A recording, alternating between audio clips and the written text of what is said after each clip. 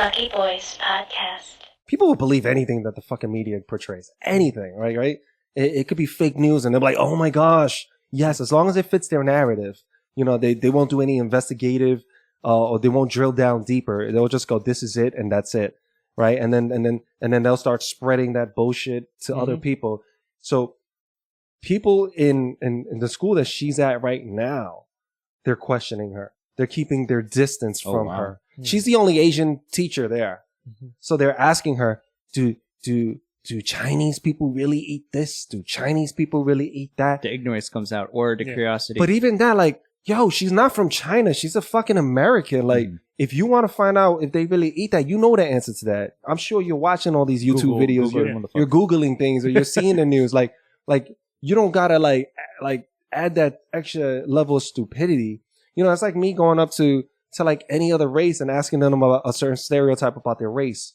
You know, that it's like, you could expect to be smacked in the face. You know what I mean? And then like, you know, and Asians, generally speaking, aren't confrontational.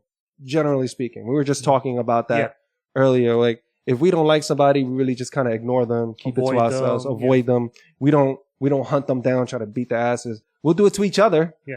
You know, Asians will do it to each other. We don't like each other, we'll go after each other. But for the most part, if I see like if they don't like another race, they don't get all KKK on them. You know, they don't start a rally and in your riots, face. You know. Right. They don't do that. They kind of just keep to themselves.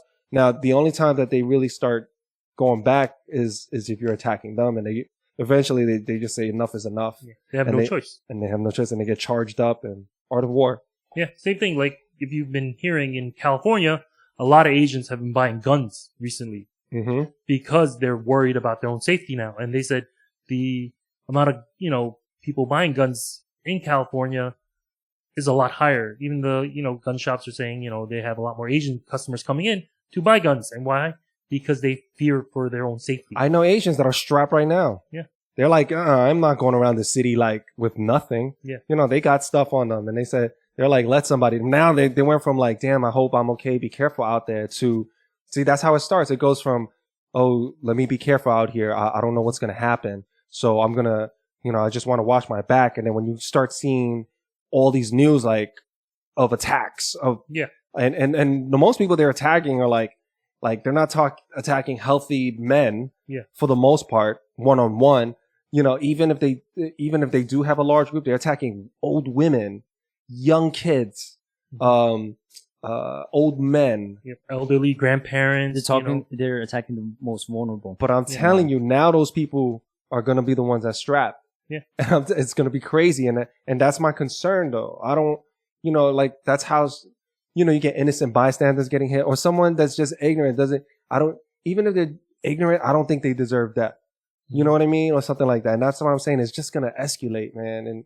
And I've seen it. I've seen something go back, and now it's just like, now we're going to play a game of tag, and we're going to keep killing each other, hurting each other. And then it's going to feed the hate, and the cycle's going to begin. And then everyone's just be constant war, you know, and then like, you never know, like maybe a new Asian gang might pop out because of this. Yeah. When you push a group too hard, when you push a minority group too hard into a corner, like anything, only thing they can do is attack.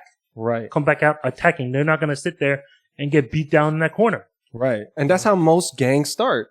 It's to fight.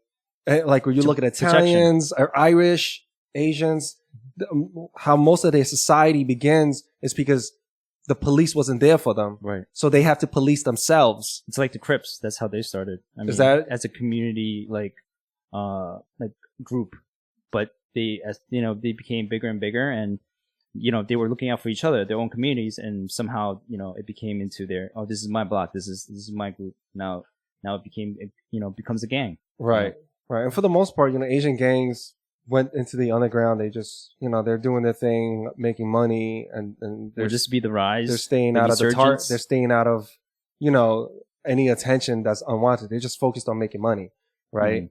But, you know, you charge these guys up, man, they're going to come right back out, and it's going to be even more, because it's not like you're going to get these kids, these teenagers involved, you know, and that's where the real violence is going to happen, because you're going to get a lot of kids that are young, angry, hatred, naive, and that's a perfect fuel to get a group of people to do whatever the fuck you want.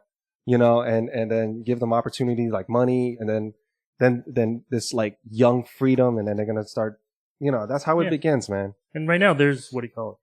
Colleges are out. They shut down all colleges, universities. A lot of them are closing. Yeah. You know, a lot of kids are on spring break. Tell them not to go back to school when it's over. Right. You know, even New York City schools, a lot of them are saying, why aren't we shut down? What's going to happen when we shut down? All these kids are going to be walking around the streets because they have nothing to do. Right. You know, their parents might be working from home or they might be working at their jobs or wherever. So these kids have free reign. They have no class. You know, they have nothing to, you know, right. And then what do kids do if they're not occupied? They get into trouble. Yeah. They hang out. They hang out. They hang out. You know, they hang out with the friends who say, hey, I got something fun to do. Yeah. Let's go do this. And if you're 15, 14, whatever, you're a teenager, you're not thinking like this is going to hurt me. Yeah. You're fucking like, at least when I was a kid, I thought I was invincible. I didn't think anything could touch me or slow me down, you know? So, I mean, yeah, I mean, I could see the bigger picture behind this, but at the same time, it's like a double-edged sword. You know, you keep them in school and yeah, may not have as much as an impact on them in regards to their health concern because they're younger, they have a stronger immune system, versus older folks. But then that makes them the perfect carriers. They're going to bring home to their parents, grandparents. Yeah.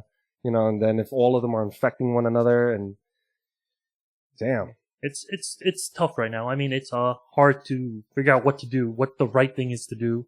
Everyone says, yeah, send my kids home, let them stay home. Yes.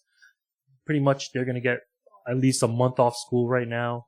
You know, most places are saying 30 days. You know, they want to clean up the buildings and even, you know, they want to figure out what's going on. No one knows what to do. I mean, this is a pandemic. It's, you know, it's not like it's a hurricane. It's not like it's a, you know, terrorist attack. It's something different. Yeah. And we haven't dealt with that.